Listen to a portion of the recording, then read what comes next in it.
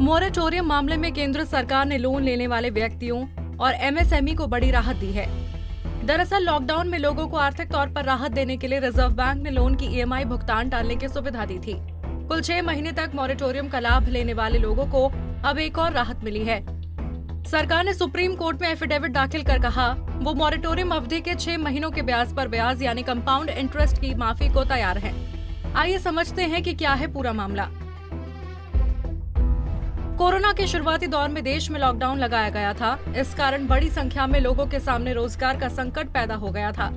Corona संक्रमण के आर्थिक असर को देखते हुए आरबीआई ने मार्च में 3 महीने के लिए मॉरेटोरियम यानी लोन के भुगतान में मोहलत देने की सुविधा दी थी।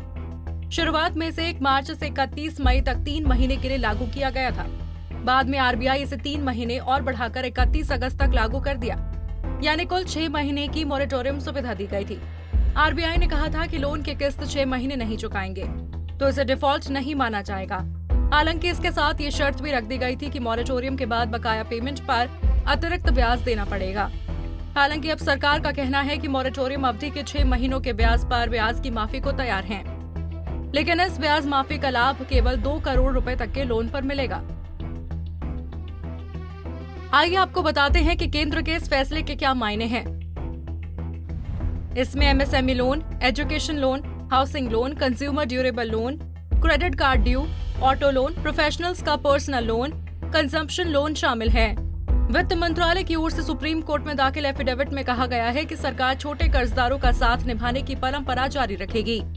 एफिडेविट के मुताबिक ब्याज पर ब्याज या कंपाउंड इंटरेस्ट की माफी से बैंकों पर पड़ने वाला बोझ सरकार उठाएगी।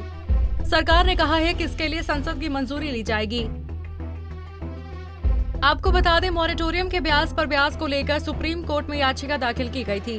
इसी याचिका पर सुप्रीम कोर्ट ने केंद्र सरकार से जवाब मांगा था।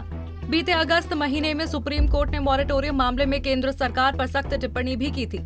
कोर्ट ने कहा था कि केंद्र सरकार रिजर्व बैंक के पीछे छुपने की बजाय इस बारे में हलफनामा दाखिल कर अपना रुख स्पष्ट करे।